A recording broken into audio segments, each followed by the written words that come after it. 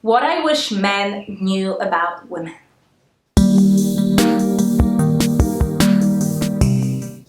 Men and women are different. We look differently, we act differently, we think differently. And while we may argue whether men are really from Mars and women from Venus, while we may argue whether these differences are biological or imposed by the culture, there's one thing that really impacts women that most men cannot understand. This one thing really changes how men and women experience life. But because men cannot relate to this, for you, it often seems silly why women behave that specific way. And so it's easy for men to just disregard our behavior, think that it's silly, and not take it seriously. But for us, it's actually a really big of a deal. And when you do that, when you just kind of let it go, you don't really give us enough attention when we need in these moments, you can actually cause us a lot of harm. And so this is why I decided to record this video, because it's a very important topic that I think we really need to speak about, and we need to bring awareness among both men and women. And this one thing that makes such a big difference is safety. Women simply do not feel safe in this world. So let me give you an example to illustrate what I mean by this, because like I said, it's very difficult for men to truly grasp what do you mean women are not safe. So imagine you connected with a woman on Tinder, you've been chatting and you're going out on a first date. What's the worst case scenario that can happen that evening? It was boring, waste of time, maybe waste of money, especially if you paid for her. Do you know what is the worst case scenario for a woman when she goes out on a date? That she will be raped. Unless she really, really knows you, there's always a part of her that feels, what if? And look, you may be thinking, I would never do that. Yeah, but there are men who would and who have. So that fear, that contraction that a woman feels, it's an actual, real, legitimate threat. Like I said, women experience life differently because of that. We experience the same situations as you, as fearful, as a threat to our well-being and sometimes even life. So for me, for example, even though I'm super empowered in my sexuality, I have nothing against getting attention from men. A few years ago, I got lost in Old Delhi. And I didn't realize at some point I looked around and I noticed I was the only woman. And I got really uncomfortable because of that. And of course I was fully covered, but still I was a foreigner and I was the only woman in that area. So feeling uncomfortable and starting really to feel of the attention of the men, I was like, okay, where is home? I really need to get home. I need to get out of here.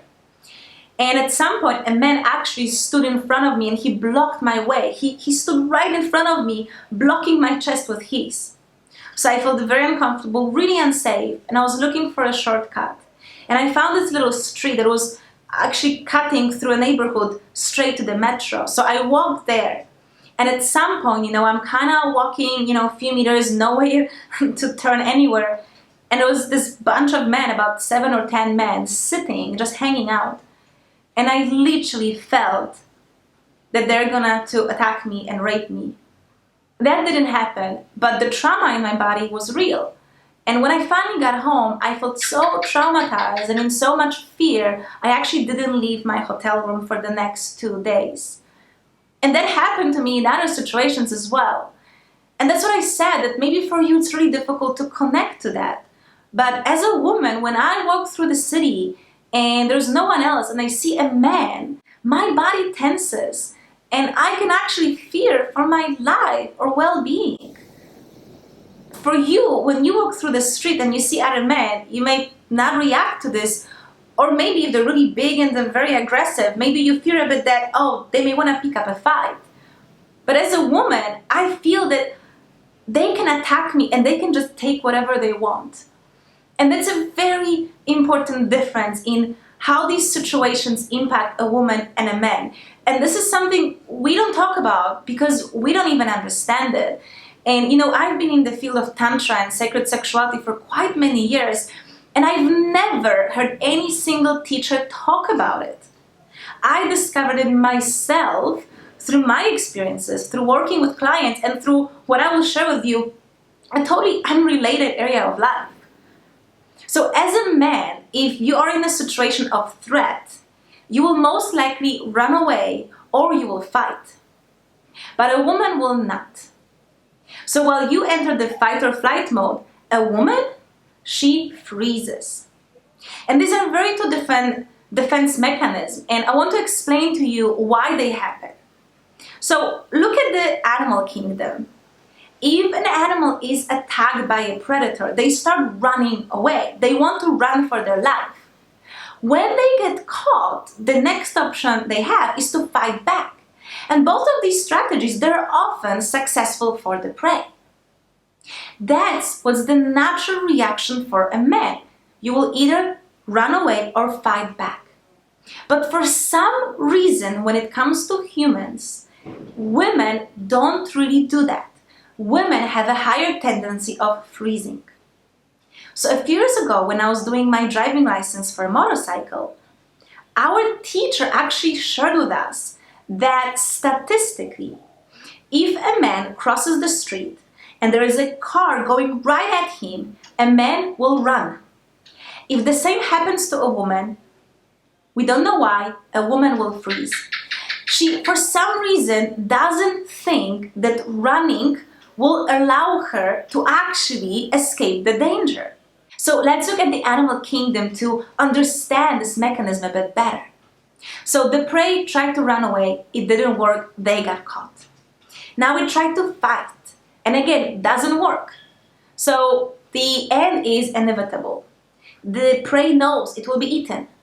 So the nervous system moves to the next level, the last resort defense mechanism, and it's to freeze. Freezing means getting numb. So the prey gets disconnected from the body, it stops feeling, because there's nothing it can do anymore. It knows it will die, it knows it will be harmed. So the best thing that the body, the nervous system can do is to help the prey not to feel the pain. So now take it back to us humans. Why is it that a man feels empowered that he can run away or fight, but a woman doesn't actually go into those two options? She automatically falls into the freezing state. Now, we don't actually know why that happens, but of course, if you look back generations before, of course, women were never empowered to say no. Rapes were common. Husbands were taking their wives when they wanted. A woman didn't have a say whether it's something she wants or not. So we have been programmed for centuries that our body doesn't belong to us. If a man wants it, we have to give it. So our defense mechanism that developed over centuries was to freeze, was to disconnect from the body. The consequence of a dangerous situation for a man is increased level of stress. The adrenaline is pumping and you're like, I need to calm myself down. But the consequence for a woman, if she went into the mechanism of freezing, is actually a trauma. Freezing creates trauma on the body.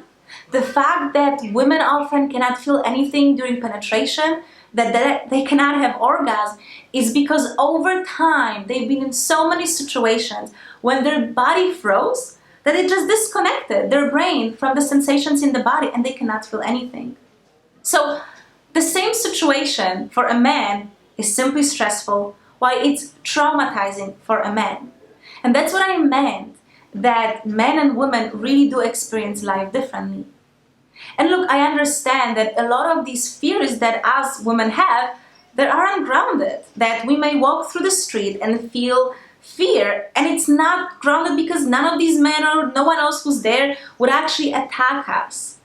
But the reason why it's there is that it's because it has happened in the past, and because we don't feel that we get to actually fight back or run away.